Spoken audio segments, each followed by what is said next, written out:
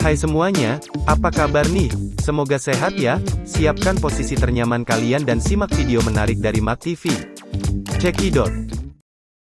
Selain Indonesia, 6 negara ini masih kental dengan praktik perdukunan. Banyak yang masih percaya ilmu sihir. Di zaman modern seperti sekarang, praktik sihir dinilai merupakan sesuatu yang kuno dan tidak masuk akal. Meskipun demikian, di Indonesia praktik sihir masih cukup banyak dilakukan dan dipercaya. Di Indonesia, orang yang memiliki kekuatan sihir atau supranatural ini dikenal sebagai dukun. Para pelanggan biasanya mendatangi dukun untuk menyembuhkan penyakit, membuang sial, mendapat kesuksesan, mencari barang yang hilang, dan masih banyak lagi. Namun, selain di Indonesia, ternyata ada juga negara lain yang masyarakatnya masih percaya pada praktik perdukunan atau sihir. Mana sajakah itu? Berikut adalah beberapa negara yang masih kental dengan praktik perdukunan dilansir The Riches dan Lonely Planet. 1. Tanzania. Bagi orang albino yang tinggal di Tanzania, ada peluang besar bahwa mereka akan diculik, dibunuh, dan dimutilasi secara brutal.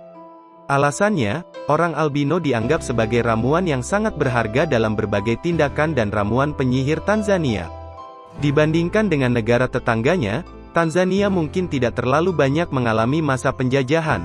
Inilah yang menyebabkan praktik sihir berkembang pesat di sini. Bahkan, individu yang memiliki kepercayaan agama juga sering mencoba praktik ilmu hitam. Diperkirakan, lebih dari 60% masyarakat Tanzania percaya pada kekuatan sihir. Di Tanzania, individu dengan kondisi albino sering dicerca, dimusuhi, diusir dari rumah mereka, dan sering dicurigai. Selain itu, perempuan lanjut usia juga rentan menjadi korban pembunuhan. 2. India. India merupakan negara yang banyak masyarakatnya masih memiliki kepercayaan pada sihir.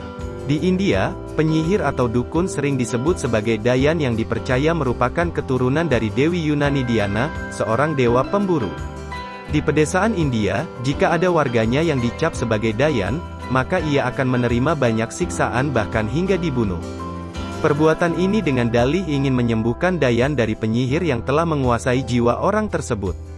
Selain itu, ada juga sihir hitam yang disebut tantriks, yang sering didatangi oleh orang India pedesaan untuk berobat, mendapatkan berkat, atau bahkan menyembuhkan jiwa yang kerasukan.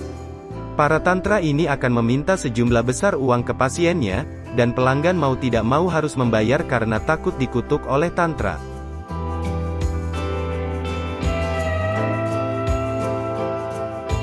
3. Inggris.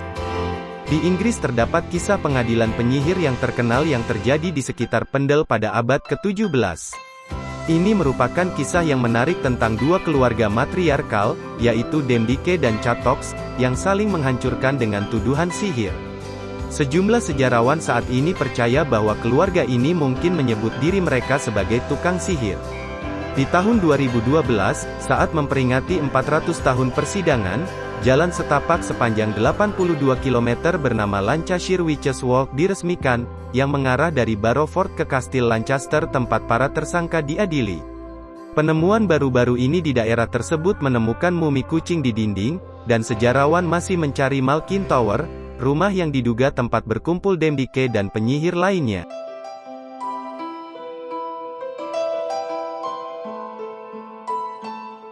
4. Swaziland.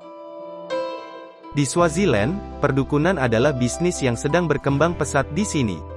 Namun, ada peraturan unik di sini, yaitu penyihir tidak boleh menerbangkan apapun lebih tinggi dari 150 meter, kalau tidak, siapapun yang melanggar pasti akan ditangkap.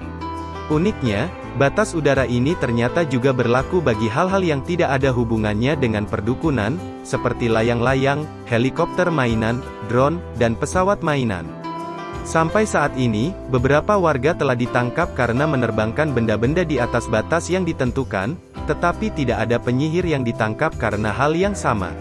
Alasannya, karena semua penyihir di Swaziland adalah kelompok yang taat hukum.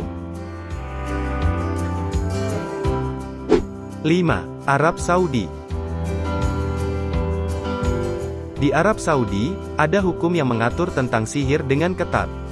Sistem hukum Arab Saudi mengklasifikasikan ilmu sihir sebagai pelanggaran berat, jadi jika seseorang terbukti melakukan praktik ilmu sihir atau diketahui merupakan seorang penyihir, ini bisa menjadi masalah besar. Di Arab Saudi, ada kelompok polisi agama yang disebut Mutawa. Selain itu, Arab Saudi memiliki Magical Unit, yaitu unit khusus yang bertanggung jawab menangkap dan mengadili penyihir, beberapa bahkan ada yang dihukum penggal. Hukuman umum lainnya termasuk hukuman penjara dan cambukan di depan umum. 6. Uganda. Dulu, dukun adalah hal yang umum dan diterima di suku Uganda. Namun, kini praktik perdukunan telah menjadi sumber perselisihan di Uganda. Dukun dihormati, ditakuti, namun banyak dicerca. Orang-orang yang memiliki banyak uang akan mendatangi dukun dalam upaya mendapatkan bantuan supernatural untuk mencapai kesuksesan. Namun, para dukun ini beberapa kali dilaporkan telah menculik anak-anak untuk melakukan pengorbanan yang merupakan bagian penting dari praktik perdukunan. Terkadang, dukun melakukan pembunuhan anak, tapi kadang para dukun ini juga meminta berbagai organ dan bagian tubuh untuk membuat ramuan yang mujarab.